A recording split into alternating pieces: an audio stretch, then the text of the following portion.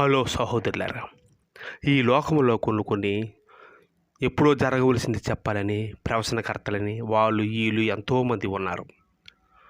అయితే వీళ్ళందరూ జ్యోతిష్యులు, వీళ్ళంతమంది కూడాను వీళ్ళందరూ అంచనా దెబ్బ. మన వీక్నెస్ చూస్తారు, ఫస్టు దాన్ని బట్టి చెప్పేస్తారు. బాబు నువ్వు ఎందుకు వచ్చావు, ఇదిగో పలానా భూమి కోసం, అయితే నీ ముఖంలో సిరి కనపడుతుందని సరిగా నవ్వు కనపడుతుంది, హాహా అంటాడు.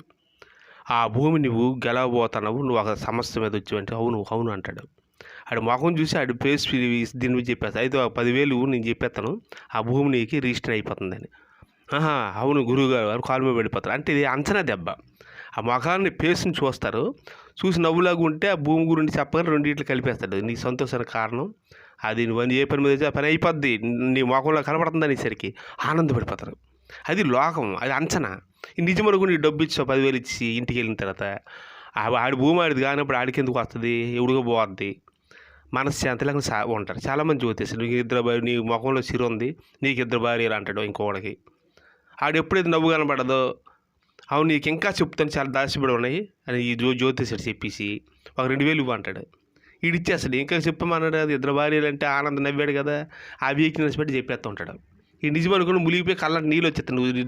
నువ్వు దేవుళ్ళు అంటే, నువ్వు గొప్పవాడని పొగుడుతుంటే కన్నీరు వచ్చి, నేను అంతపాడు, నిజమే నేను గొప్పవాడిని, నువ్వు మంచి చెప్పినా చెడ్డ చేస్తున్నట్టు ఉంటుంది జనాలకి, నువ్వు చాలా మంచివాడు అంటే అవును అవును అలాగే జరిగిందని ఏడ్చేస్తుంది చాలామంది జ్యోతిష్యుడు. అంచనా దెబ్బ.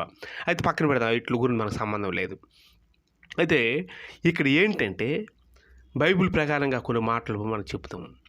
ఇక్కడ యూదులకి ఒక ప్రవక్త వస్తాడు, ఒక దైవ కుమారుడు, ఒక ప్రవక్త, ఒక బోధకుడు అని బైబిల్ చెప్తుంది. అంటే బోధకుడు అనగా గురువు ఎదురువాడికి బోధ కలగాలంటే ఆ చెప్పేవాడు ఎంత గొప్పవాడై ఉండాలో అప్పుడు ఈ అజ్ఞానుడికి జ్ఞానాన్ని ఉపయోగించగలడు, అంత శక్తిమంతుడు. అయితే యెషయా రాసిన గ్రంథంలో అన్నింటిలో కూడాను యేసు ప్రవక్తగా వచ్చినని ఉన్నది. అలాగే ఖురాన్లో కూడాను ఉంది, యేసు ప్రవక్తగా వచ్చిన వాళ్ళు ప్రవక్తని వదిలేశారు. యేసు దైవ కుమారుడుగా వచ్చినని కూడా కొన్ని దగ్గరలో ఉన్నది. యేసు దైవ కుమారుడుగాను, ప్రవక్తగాను, ఒక బోధకుడు గాను, 3 రకాలుగా. ఎందుకంటే ఆయన మించిన బోధకుడు ఎవరూ లేరు. ఆయన మించిన ప్రవక్త అంటే రేపు జరగవలసింది చెప్పేది ప్రవక్త అంటారు.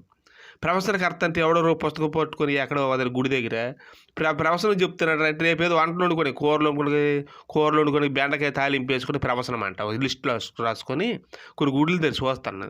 ప్రవచనం చెప్తున్నారా గురువు గారు, ఏం లేదు రేపు వంకాయలు, రేపు ఇవి బెండకాయలు, అవి కరివేపాకు కొనాలరా అని ముందు రోజు చెప్పేస్తాడు. రేపు ఏం చేయాలి, అదే ప్రవచనం అనుకుంటారు. అది కాదు. ప్రవచనం మనకి ఏంటంటే ఎన్నో తరాలు ముందు జరగవలసింది. అబ్రాహామునికి దేవుడు ఆశీర్వదించి ఏం చెప్పాడు, ఇశ్రాయేలునంత సంతానం నీ కలుగునన్నాడు. అబ్రాహాము వంశంలోనే మొత్తం ఈ జనాలందరూ అభివృద్ధి అయ్యారు.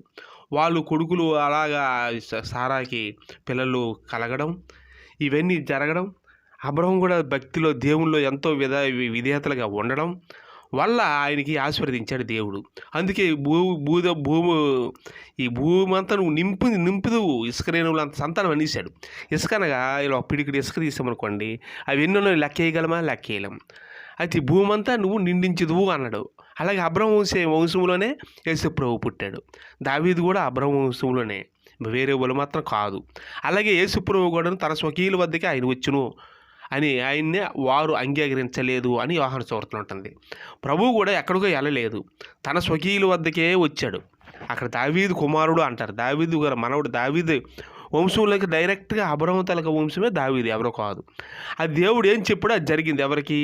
నీతి నిజాయితీగా ఉన్న అబ్రాహాము తన కుమారుని కూడా దేవునికి ఇచ్చేసాడు బలిగా, వెనక తీయలే. కానీ దేవుడు బలి తీసుకుంటాడు, మన పిల్లల్ని తీసుకోడు. వెంటనే ఒక గొర్రెని అక్కడ పెట్టి కుమారుడిని తప్పించాడు, అబ్రాహాము కుమారుడిని. ఆ ఇస్సాకు పిల్లలే ఇదంతా ఆశీర్వాదం మనకు జరిగింది. సరే, మనం అది పక్కన పెడదాం. అది యేసుప్రభు దారి అంటే వెళ్తుండగా ఒక దగ్గర దాహానికి ఇమ్మని ఒక స్త్రీని అడిగాడు, నీళ్ళు కావాలని ఒక బావి దగ్గర.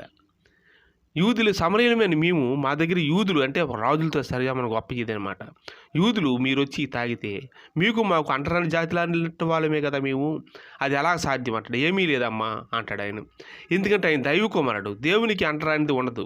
ఇప్పుడు శరీరం మామూలుగా అనుకుంటుంది, ఏమి మామూలు మానవ జాతి ఎలాగ అనుకుంటారో, ఆడు గొప్పవాడు చిన్నవాడిని అంటరాని వారు అంటారు, ఆ విధంగా అనుకుంది. కానీ ప్రభువు సర్వసృష్టికర్తని దైవ కుమారుడు కాబట్టి ఆవిడికి తెలియలే. అయితే నీళ్లు నేను తాగుతాను, ఒక ఇవ్వమ్మా నేను తాగుతామా అన్నది అని ప్రభువు అడిగారు. అడగానే ఆమె అన్నది, నీళ్ళు చేదుకొనుటకు మా దగ్గర ఇంకెవరూ లేరు, మేమే తెచ్చుకొని మేము పట్టుకెళ్ళాలి అన్నది ఆమె.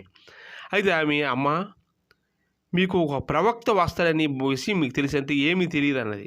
సరే నీళ్ళు నాకు దాహానికి ఇమ్మనగానే, మాకు చేదుకొనుటకు ఎవరూ లేరు అన్నది. నీకు 5 భర్తలని ప్రభువు చెప్పాడు. వెంటనే ఆవిడికి ఆశ్చర్యపోయింది, విభ్రాంతి నొందింది. అవునా అని. నీకు 5 భర్తలమ్మా, ఇప్పుడు ఉన్నవాడు నీ భర్త కాదు, ఈ తర్వాత వాడని మొత్తం చెప్పేస్తాడు ఆయన. రబ్బీ అన్నది అంటే బోధకుడా అని. అంటే మన హృదయంలో మన బాధలు అన్నీ చెప్పిన వాడు ఒక దేవుడే, ఇంక వేరే వాడు ఎవరు కూడా చెప్పలేరు. ఎందుకంటే అంచనా దెబ్బ, ఆ డబ్బు కోసం దానికోసం ఉంటారు. కానీ ప్రభువు మాత్రం ఆయన దైవ కుమారుడు, ఆయన రబ్బీ అన్నదామె, ఇంకో భాషలో బోధకుడా అని. అంటే బోధకుడు వస్తాడని ఈ సమరస్త్రీకి తెలుసు. ఈ సమరస్త్రీ ఊర్లోకి వెంటనే పరిగెత్తింది. నీళ్ళు దాహానికి ఇస్తానని ఇచ్చింది, తాగాడు ప్రభు. దేవుని ఒక దృష్టాంతను పరలోక సంబంధం చెప్పడం కోసమే, అంతేగాని ఈ భూమి మీద ఈ విషయాలు ఆయనకు తెలియవు. ఆవిడంతా గమనించింది.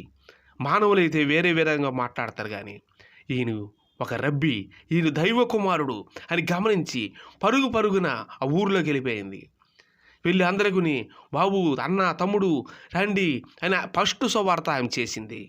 ఆమెని మన ఊర్లో కొన్ని ఊర్లలో మనం చూస్తుంటాం, అంటరాని వాళ్ళని వదిలేశారు చాలామందిని, చిన్న క్యాస్ట్, పెద్ద క్యాస్టు, ఇలా క్యాస్టులు అనేసి. కానీ అలాంటి వాళ్ళకి క్రైస్తవులు ఆదుకొని వాళ్ళకి బియ్యం, గోధుమలు ఆ రోజులు ఊరికి చర్చి కట్టి వాళ్ళ పాకల్లో నీళ్ళు కారేసి అలాగా కమ్మలపాకలు మునిగిపోయి ఉండేవి. అప్పుడు చర్చిలోకి వచ్చి పడుకోండి అని చెప్పి, మెదకులో ఉంటుంది హైదరాబాద్లో, ప్రపంచంలో 2వ చర్చి అంటది, అంత గొప్పది ఎక్కడ లేదు.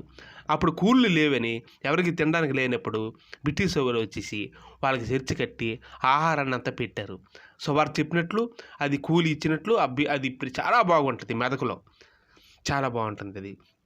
అలాగే క్రైస్తవులు అక్కడక్కడ ఊరికి చర్చి కట్టి అంటరాని వాళ్ళు ఊరిలో ఉన్న వాళ్ళు ఎలేసిస్తే, హిందూ గుడిలో కూడాను వీళ్ళు ఎస్సీ క్యాస్టులని రానిచ్చేవాళ్ళు కాదు, మేమే ఉండాలనేవాళ్ళు. మరి ఎస్సీ క్యాస్టులు ఎవరైనా పూజారులు ఉన్నారు ఇప్పుడైనా సరే? ఎవరు లేరు. ఆ పంతులు వాళ్ళే.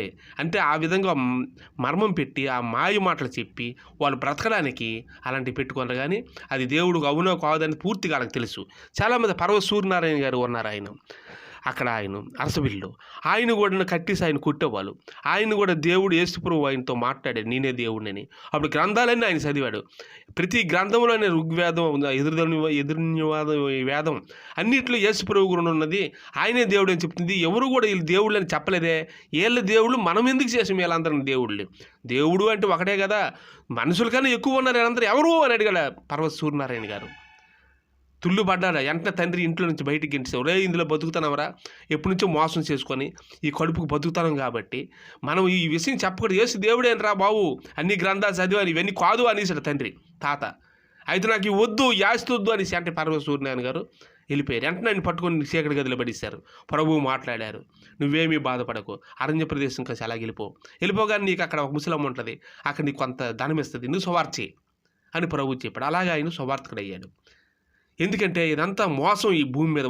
అసలైన దేవుడు యేసు ప్రభు, ప్రవక్త అన్న ఆయనే, రబ్బీ అన్న ఆయనే, గొప్ప దేవుడు ఆయనే అని ఈ సమరస్త్రీ ప్రకటిస్తున్నది.